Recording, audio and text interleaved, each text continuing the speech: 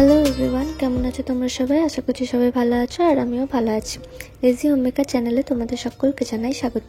সামনেই আসতে চলেছে মহাশিবরাত্রি, আর সেই মহাশিবরাত্রির পবিত্র দিনে আমরা কিভাবে খুব সহজে বাবার পুজো করে আশীর্বাদ পেতে পারি তা নিয়ে একটা ভিডিও অলরেডি আপলোড করেছি। তোমরা যারা দেখোনি, আমি তাদের জন্য ভিডিও শেষে লিঙ্ক দিয়ে রাখবো, চাইলে দেখে নিতে পারো। আর আজ আমি শেয়ার করতে চলেছি শিবরাত্রির পারণ বিধি। তার আগে আমি সকলের কাছে অনুরোধ করছি আজকের ভিডিওটা টেনে টেনে না দেখে পুরোটা দেখতে, যাতে আমি কি বলছি এবং করছি সেটা তোমাদের দেখতে এবং বুঝতে অসুবিধা না হয়। পারণ অর্থাৎ যে কোনো পুজো বা ব্রত করার পর উপোস ভঙ্গের যে নিয়ম, সেটাই হলো পারণ। শিবরাত্রি পুজোর আগের দিন থেকেই নিজেকে প্রস্তুত করে নিতে হয় বার রেখে, অর্থাৎ সেদিন হবিষ্যি বা এক পাকের খাবার একবেলা খেতে হয় এবং পরের দিন শিবরাত্রি পুজো করতে হয় সম্পূর্ণ নির্জলা উপোস থেকে। কিন্তু অনেকের ক্ষেত্রেই সেটা সম্ভব হয় না, অসুস্থতার কারণে বা বিভিন্ন কারণ থাকতে পারে। সেক্ষেত্রে ফল জল খাওয়া যেতেই পারে। শিবপুরাণ অনুযায়ী সেদিন দুধ পান বা দুধের কোনো জিনিস খাওয়া নিষিদ্ধ। আমরা যারা প্রথম প্রহরে পুজো করে নিই, তারা পুজো শেষ করে ফল, সাবু, শরবত এসব খেতে পারি। চেষ্টা করতে হয় আগুনে রান্না করা কিছু না খেতে। শিবরাত্রির পরের দিন পারণ বিধি সম্পন্ন করে মহাদেবের কাছে অনুমতি নিয়ে উপোস ভঙ্গ করতে হয়। 2024 শিবরাত্রি ব্রত পালনের সঠিক সময় হলো 9 মার্চ 2024 শনিবার ভোর 5:57 পর থেকে সকাল 9:51 মধ্যে। এবার পুজো শুরু করছি। হাতে গঙ্গা জল নিয়ে আচমন করে নেব। নমঃ বিষ্ণু, নমঃ বিষ্ণু, নমঃ বিষ্ণু। হাত জোর করে বিষ্ণু স্মরণ করে নিচ্ছি। ওম অপবিত্র পবিত্র বা সর্বাবস্থাঙ্গত পিবা যশ্বরিত পুণ্ডরীকাক্ষং সবাচ্য অভ্যন্তর সূচি নমঃসূচি নমঃসূচি নমঃসূচি। আমি আগের দিনের সমস্ত ফুল বেলপাতা সরিয়ে নিয়েছি। এবার এই পরিষ্কার পাত্রটা নিয়ে নিচ্ছি। এর মধ্যে আমি বাবাকে নামিয়ে নেব স্নান অভিষেকের জন্য। আমি ঘি মধু দিয়েই করাবো। তোমরা চাইলে আগের দিনের মতো পঞ্চামৃত দিয়ে করাতে পারো, আবার চাইলে তোমরা শুধু কাঁচা দুধ এবং গঙ্গা জল মিশিয়েও করাতে পারো, আর না তো এরকম ঘি মধু মাখিয়েও করাতে পারো। আর যদি কোনো কিছুই সম্ভব না হয়ে থাকে তো শুধু গঙ্গা জল দিয়েও অভিষেক করিয়ে নিতে পারো।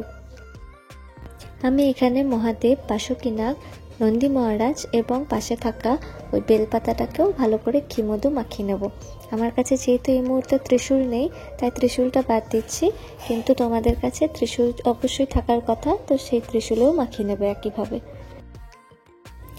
মহাদেবের পুজোতে কোনো জিনিসের অভাব হলে সেই জিনিসের নাম করে শুধু জল দিলেও তিনি কিন্তু খুশি হন।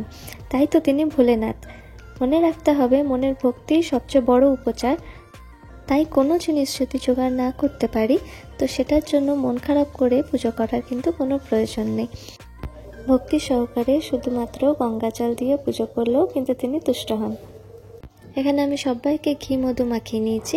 এরপর গঙ্গা জল দিয়ে স্নান করিয়ে নেব। এই সময় আমরা মনে মনে মহামৃত্যুঞ্জয় মন্ত্র অথবা ওম নমঃ শিবায় পঞ্চাক্ষরী মন্ত্র জপ করে নিতে পারি। তোমরা চাইলে আমি মন্ত্রগুলো যেটুকু জানি ডেসক্রিপশন বক্সে লিখে দিতে পারি। ভালো করে এখানে আমি মহাদেব, নন্দী মহারাজ এবং বাসুকীনাগকে স্নান করিয়ে নিয়েছি। এবার আমি এখানে একটা পরিষ্কার কাপড় নিয়ে নিয়েছি। এটা দিয়ে আমি পরিষ্কার করে বা শুকনো করে মুছে নেব, যাতে এতটুকুনিও ঘি মধুর অংশ না থাকে। এবং যে তামার পাত্রে আমি বসাই সেটাও আমি আগে থেকে ধুয়ে মেজে পরিষ্কার করে রেখেছি এবং গঙ্গা জল দিয়ে ধুয়ে রেখেছি। তার উপরে আমি নিজের নিজের জায়গায় সবাইকে বসিয়ে দেবো। শিব পুজো সবসময় উত্তরমুখী হয়ে বসে করতে হয় এবং শিবলিঙ্গকেও উত্তরমুখী করেই রাখতে হয়। উত্তর দিক হলো ব্রহ্মলোকপথ, তাই পরম ব্রহ্মময় শিবের পুজো উত্তর দিকে বসে করাই নিয়ম। এখানে দেখো আমি শিব ঠাকুরকে বসিয়ে নিয়ে শ্বেতচন্দনের তিলক কেটে দিয়েছি। এবার শিবরাত্রিতে যে পৈতে নিবেদন করেছিলাম সেটাই আমি আবার এখানে পরিয়ে দিচ্ছি। এই পৈতে কিন্তু রোজ রোজ পাল্টাবার কোনো প্রয়োজন নেই। এটাই শিবরাত্রির দিন একবার নিবেদন করার পর সারা বছর এটাই রেখে দেওয়া যেতে পারে। আমি আগেও বলেছি আমার এখানে বেলপাতা জোগাড় করা খুবই একটা কঠিন ব্যাপার, তো আমি এই জন্য এখানে একটা পিতলের বেলপাতা কিনে রেখে দিয়েছি। তো সেটাতেই আমি চন্দনের ফোঁটা দিয়ে বাবার মাথায় দিয়ে দিলাম। পারণের জন্য বিশেষ কোনো ফুল আমি বাজার থেকে নিয়ে আসিনি। আমার বারান্দায় যে ফুলগুলো হয় সেগুলোই আমি নিয়ে এসে এখানে সাদা চন্দন একটু একটু করে ছুঁয়ে দিচ্ছি। তোমরা চাইলে শিবরাত্রির দিন যে ফুল বেলপাতা কিনে আনো সেটা থেকেও কিছুটা সরিয়ে রাখতে পারো পরের দিনের এই পারণ বিধির জন্য, কিন্তু আমি বলবো কম হোক কিন্তু টাটকা দেওয়াই ভালো। এখানে আমি বাবার মাথায় ফুল দিয়ে দিচ্ছি নমঃ শিবায় মন্ত্র উচ্চারণ করতে করতে।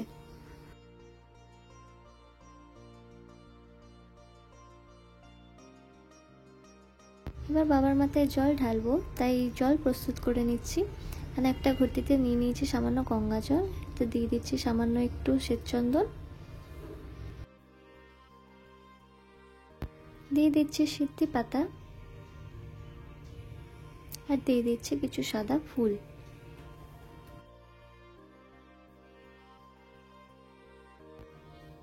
এবার মহামৃত্যুঞ্জয় মন্ত্র অথবা ওম নমঃ শিবায় পঞ্চাক্ষরী মন্ত্র উচ্চারণ করে বাবার মাথায় জল ঢেলে নিতে হবে। শিবরাত্রির দিন আমি বলেছিলাম পঞ্চশস্য অর্পণের কথা, তো আজকেও আমি এখানে পঞ্চশস্যই অর্পণ করব, কিন্তু তোমরা চাইলে গোটা আতপ চালও নিবেদন করতে পারো। বলা হয় গোটা আতপ চাল নিবেদন করলে আর্থিক কষ্ট দূর হয়। এরকম পঞ্চশস্যের প্রতিটা শস্য অর্পণ করার ক্ষেত্রেই কিন্তু আলাদা আলাদা ফল পাওয়া যায়। সেই ব্যাপারে না হয় আমি অন্য কোনো ভিডিওতে বলবো, আজকে এই ভিডিওতে বলতে গেলে ভিডিওটা আরেকটু বড় হয়ে যাবে। এরপর হাতে ফুল নিয়ে পারণ মন্ত্র উচ্চারণ করে পুষ্পাঞ্জলি দিয়ে নেব। পারণ মন্ত্রটি হলো সংসার ক্লেশ দগ্ধস্য ব্রতে নানেন শঙ্কর প্রসিত সুমুখনাথ জ্ঞান দৃষ্টির প্রদভব।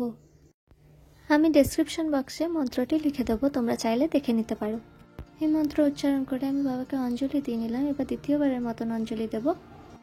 সংসার ক্লেশ দগ্ধস্য ব্রতে নানেন শঙ্কর প্রসিত সুমুখনাথ জ্ঞান দৃষ্টি প্রদভব। সংসার ক্লেশ দগ্ধস্য ব্রতে নানেন শঙ্কর প্রসিত সুমুখনাথ জ্ঞান দৃষ্টি প্রদভব। এরপর হাত জোড় করে মহাদেবের প্রণাম মন্ত্র পাঠ করে নেব। ওম নমঃ শিবায় শান্তায় কারণত্রয় হেতবে নিবেদয়ামি চত্মানং তঙ্গতি পরমেশ্বর।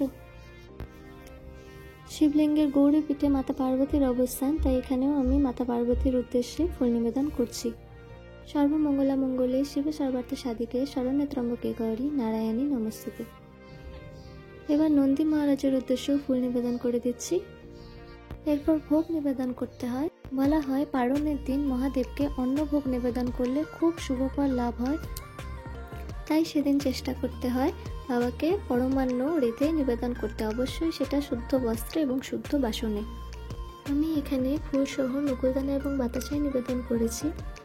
যেহেতু আমি এটা পারণ বিধির উপলক্ষে ভিডিও করে দেখাচ্ছি, তাই আমি এক্ষুনি পায়েস দিচ্ছি না, কিন্তু আসল পারণের দিন আমিও পায়েস রেঁধেই দেবো। ফুলসহ জলও নিবেদন করে দিচ্ছি। তো এবার এখানে আমি আরতি করে নেব। আজ আমি আরতি করছি ঘিয়ের প্রদীপ, ধূপ, ধুনো এবং কর্পূর দিয়ে। বলা হয় এদিন ব্রাহ্মণ ভোজন করানো অত্যন্ত শুভ, কিন্তু তা যদি সম্ভব না হয় তো কোনো ব্রাহ্মণকে ডেকে দান করাও যেতে পারে, অথবা কোনো দরিদ্র দুস্থ লোককে বসিয়েও খাওয়ানো যেতে পারে, বা চাল ডাল আলু মশলাপাতি এসব দান করাও যেতে পারে।